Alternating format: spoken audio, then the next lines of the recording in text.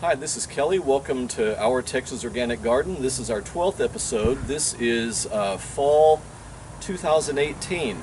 I'm doing it a little earlier rather than later this year just to show you how lush the garden has become in the last month or so in spite of not having too much rain.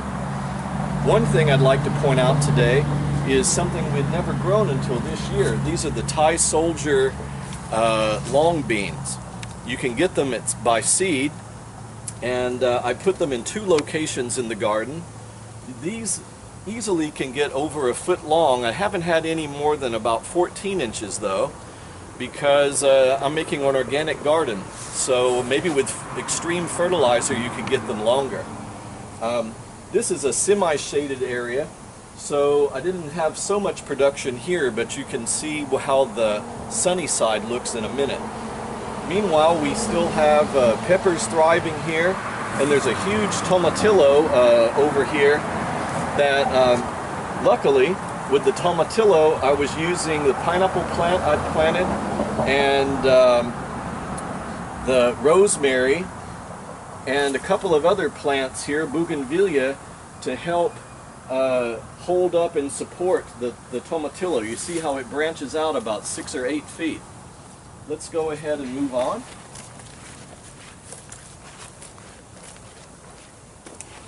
If you look behind me, you'll see the Goya or bitter melon wall we have there.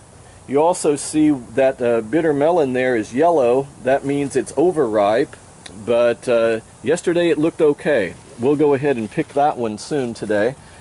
In this bed, I went ahead and have reseeded some broccoli and collards that were here before. We're also trying Brussels sprouts here this year. If you look back there, Okinawan spinach is still going strong. I still think that's the best location for it, not in full sun, but in a semi-shaded area. We have it now in 3 locations in the garden. Let's go ahead and go around here.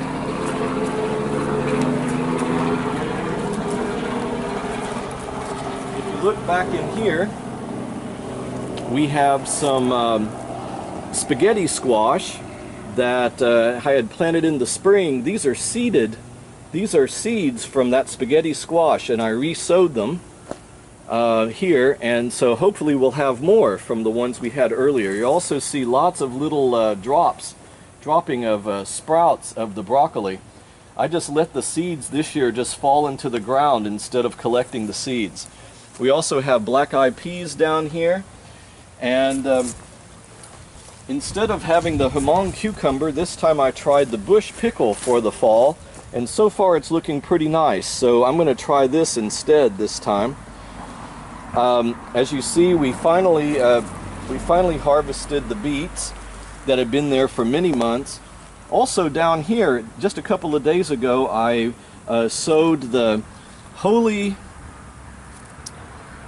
basil from a Thai seed, and so this is different than the what we call Thai basil. A Thai person I know actually told me that the taste was very different from the Thai basil they call Thai basil, and then I found out what they call Thai basil is holy basil. So if you want it, you can find it here at seed stores, but it's pretty rare actually. So I'm looking forward to those. This bed here has some volunteer potatoes that have come up from where they were earlier in the year, but in the end of the month we're going to plant, we're going to sow the daikon, Japanese daikon this year instead of Korean daikon. And let's go on. If you look back behind me, you'll see Kentucky beans. We haven't had too many beans from this, but we've had much more luck with the Thai Soldier bean. So if you come over here, you see how we're starting to get a lot of them here. And I planted more tomatoes back in there. If you look back over here, you'll see the eggplants really taking off, and we planted more tomatoes there for the fall. Still a couple from the spring. Shiso, Japanese basil, again came from seed. It's doing very nicely this year. I went ahead and just let these grow, these that had grown up as volunteer in the pathway, and as you see, doing quite well. I put some more black-eyed peas there. One thing that I've been trying to do is diversify in the garden and show you how it's all kind of experimentation. I don't know when a plant's going to do better in full sun or semi-sun, especially in this hot, humid climate.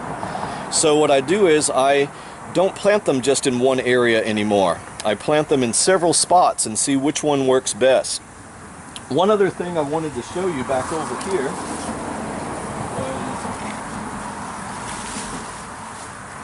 was some examples of the Thai soldier beans. And this one's dried. You can let them stay on the vine and they'll dry and you can use the seeds later. We did that. And these are our hot peppers that we've had so far this year. We have 3 different varieties. We have the Chinese gong bao, and then we have a Thai pepper that's a middle, and then we have the Peking pepper, which are the very small ones. All of them are various degrees of hot, but they are hot. So, let's go on over here. You can see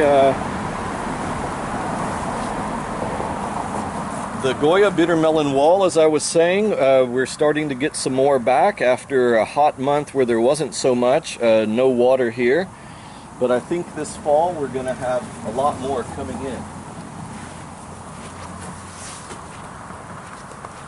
And if you look over here, you can look back and see everything.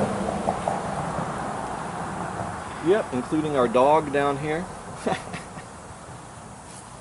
Yeah, look at that. Okay, let's go on over here. I finally got this bed cleaned out and have sown a lot more collard and broccoli seeds.